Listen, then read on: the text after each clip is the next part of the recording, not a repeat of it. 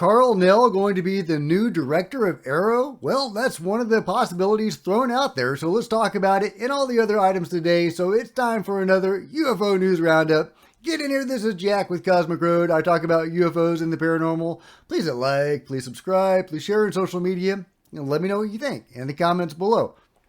As you can see, I've got an assist by Baxter, so I'm swinging wide so that you can see Bax. He may be more entertaining than I am.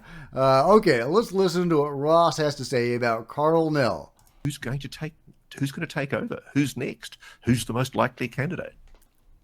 Well, I'm sure we both have heard things and people are talking and on the internet, but I don't know that I'm seeing anything definitive. I know that one of your sources from your book was one of the people. Is that Karl Nell? That was one of the people. He was a source for Leslie Kean and Ralph Blumenthal for their debrief story, right. And he provided the support for David Grush in the original David Grush story that appeared in the debrief that broke the story of David Grush, and he unequivocally backed David Grush to the hilt as a person of integrity and vouched for what he was saying, which is quite extraordinary because, one, he's a full bird colonel, and two, he's a hugely well-respected person inside the US defense community. And yes, I've heard his name is being mooted as a potential candidate, but there are other names, and I know there's a pushback from Defence.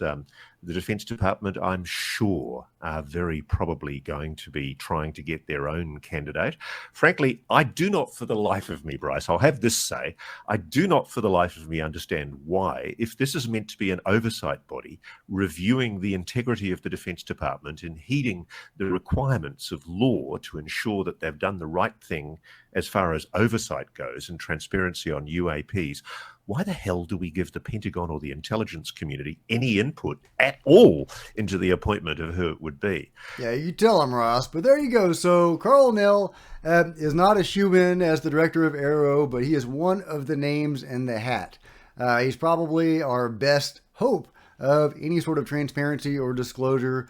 He's an advocate of David Grush. He has publicly acknowledged the existence of the UFO control group, or at least these secret programs that reverse engineer and perform UFO crash retrievals.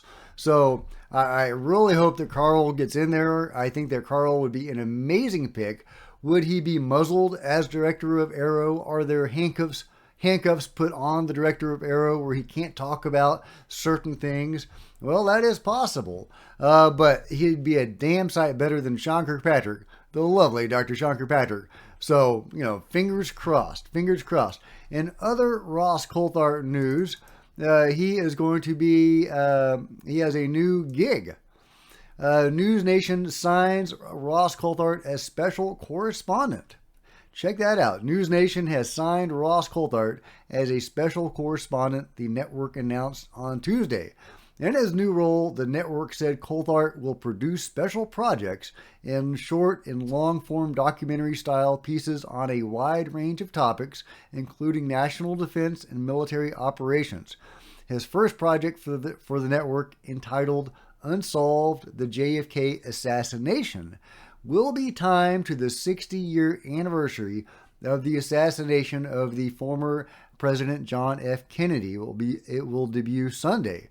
I wonder if he'll get into any of the UFO related theories about JFK's assassination, because it does look like that may be a potential motive. Maybe not. I don't think we have any definitive proof that was a motive in the assassination, but there is at least some evidence to suggest that may have been the case. Anyway, hats off to Ross in News Nation. They are the ones that had the stones to run the David Grush story. It makes perfect sense that he would find a good home there, and I wish him the best, and I can't wait to see what stories he brings to us. Yeah, about the JFK assassination thing, did you know JFK requested a classification review of all UFO intelligence affecting national security 10 days before he was assassinated? Very intriguing. And here is the heavily redacted document where he was doing that. classification review of all UFO intelligence files. That is what JFK was working on shortly before he was assassinated. Now, of course, he was working on a bunch of other things, and, any number of them could have been the contributing factor. But it is very intriguing. Also, per the think tank, on this day, MJ-12 memo was written. The CIA, on the day the MJ-12 memo was written, CIA Director Alan Dulles had the following calendar entry, confirmed by the latest declassified JFK files from the National Archives. But I'm sure it's all a coincidence, think tank says. And here you go. There you go. Review of MJ-12 intelligence operations as they relate to Cold War psychological warfare plans. And maybe that's all it was, or maybe that's how they had to phrase it. And meeting the president right there, 3:30, to talk about MJ-12. Highly, highly intriguing. Let me know what you think about that in the comments below. Now, we know many people over the last months or years have said that UFO disclosure is just right around the corner. It's coming in the next few months or the next year, 2024. And while that may be the case, and I sure hope it is, Jacques Keel on Twitter is quick to remind us that these claims have, it's not the first time we've heard these claims.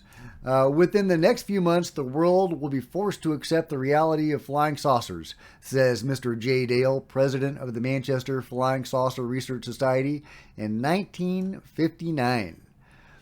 Another one from 74. A veteran UFO investigator who made headlines last week saying the U.S. Air Force has alien spacecraft and crew members' bodies said yesterday that the whole UFO cover-up will end this year. Well, sadly, that didn't happen, right? And another one, 1974, end of UFO cover-up seen by Christmas, from the Tampa Tribune.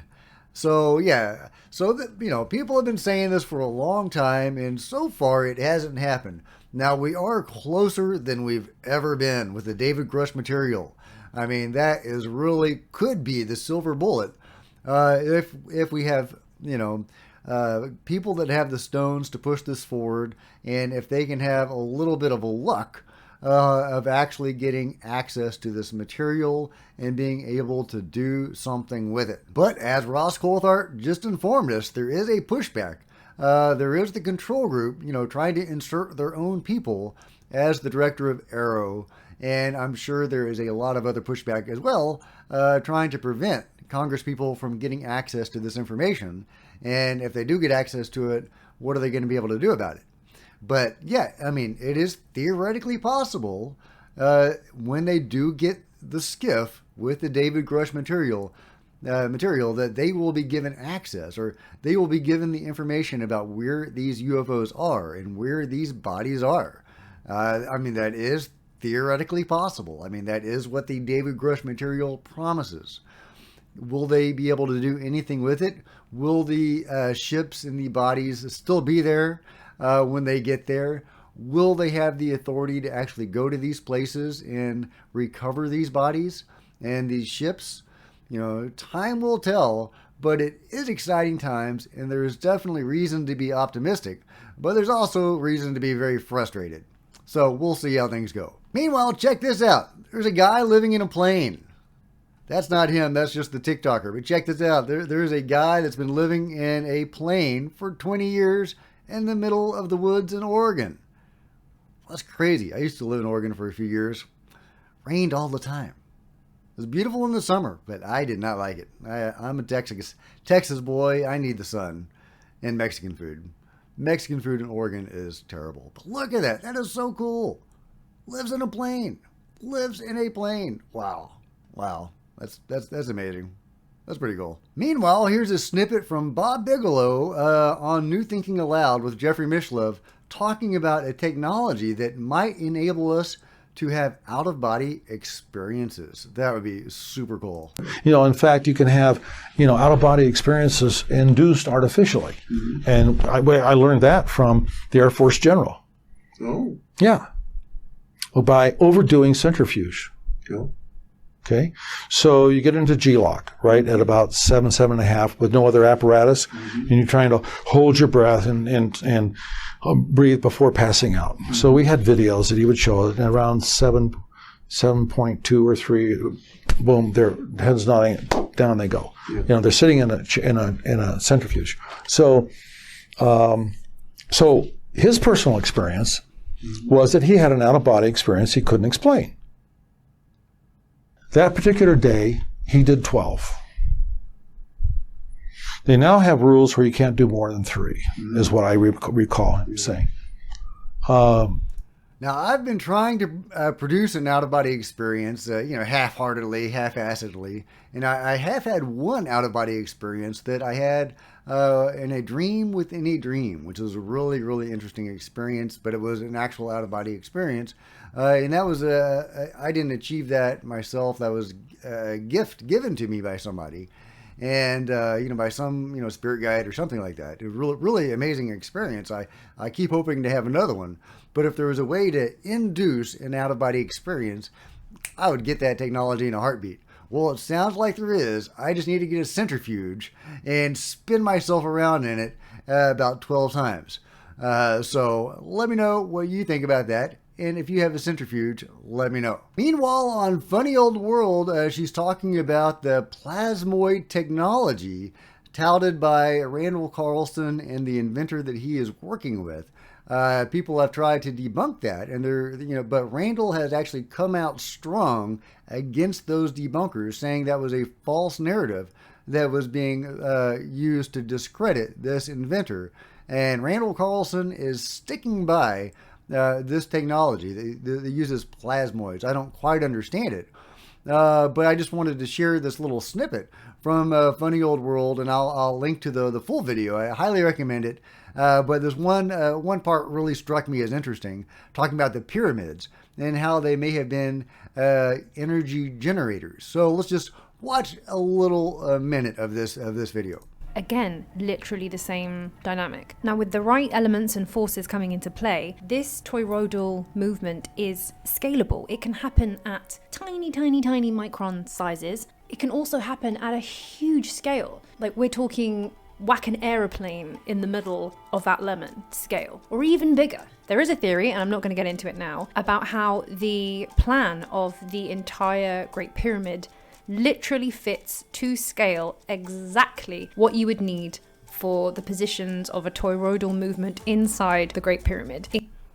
That's amazing. I'm hearing some music playing in the background, so I can't play that segment for very long, but isn't that incredible? I hear all these theories about how the pyramids could actually be energy generators, and this actually gives us an idea about how that might have worked.